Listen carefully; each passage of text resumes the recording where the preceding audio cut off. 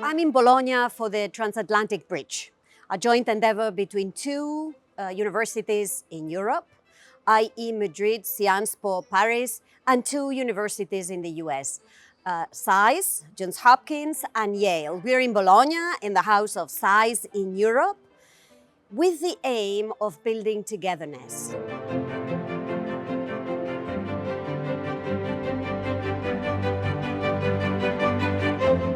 I think that is a terrific group of people with complementary expertise, and having various practitioners and former practitioners in one room that cover different regions, different areas is all the time exciting.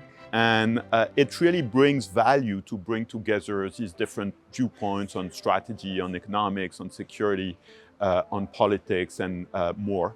Putting together around the same table researchers with different points of view, different origins, different trades, different special knowledge will be extremely powerful. Because you help to build the bridges not only between the two sides of the Atlantic, but also between various disciplines. The transatlantic relationship is under pressure, under attack for many reasons. I think we never saw a moment of tension like this one. So the main point today is to discuss about the future of this transatlantic relationship. Do we have a future, or is it broken forever? What is making this particular moment so significant is the fact that the divergence that we're talking about is really about identity, about who we are.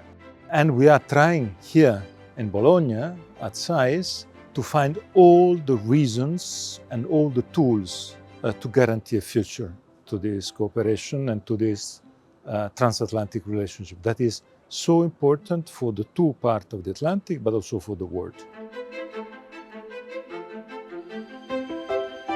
So I'm strangely more optimistic than when I came. The transatlantic relationship is changing, but maybe for the better.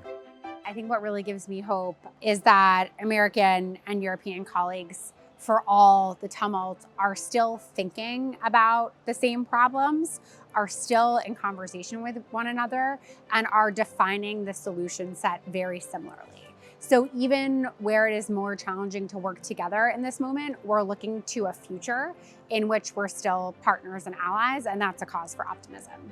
Like, there's room for maneuver.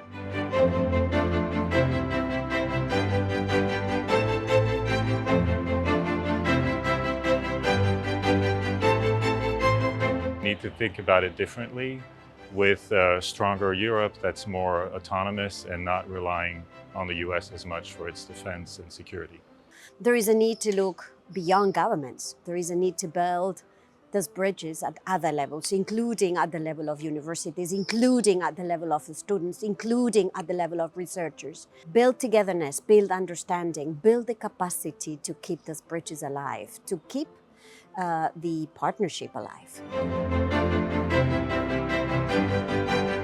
I think it's hugely important that we prepare our students by teaching them to be empathetic, by trying to get our students to not just think about how to make their arguments. That, of course, is important. And when they make those arguments, to use evidence. That, of course, is important. But also to try to understand where people with whom they do not agree are coming from.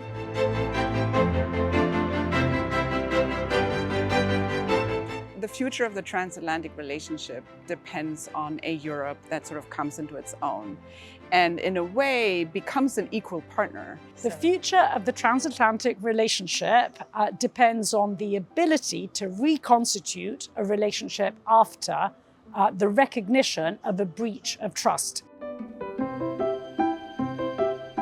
The future of the transatlantic relationship depends on our collective action. The future of the transatlantic relationship depends on us.